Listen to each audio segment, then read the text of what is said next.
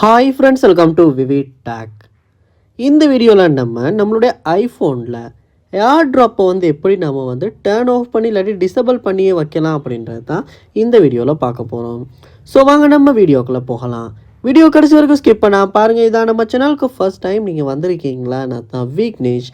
மறக்காம நம்ம சேனலை சப்ஸ்கிரைப் பண்ணிட்டு அப்படியே பார்த்துட்டு பெல் ஐக்கனையும் கிளிக் பண்ணுங்கள்.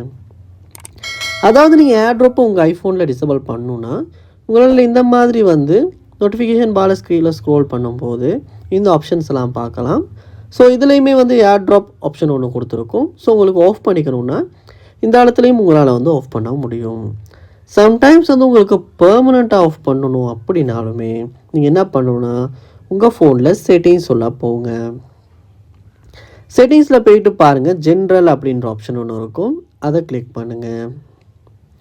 இதில் பாருங்கள், ஏர் ட்ராப் அப்படின்ற ஒரு ஆப்ஷன் ஒன்று இருக்கும், அதையுமே கிளிக் பண்ணுங்கள்.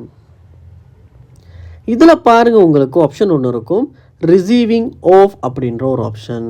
ஸோ இந்த ஆப்ஷன் இந்த இடத்துல நீங்கள் செலக்ட் பண்ணியிருப்பீங்களா இருந்தால் உங்களுக்கு ஏர் ட்ராப் உங்கள் ஐஃபோனில் டேர்ன் ஆஃப் ஆகி, அதாவது டிசபிள் ஆகியிருக்கும்.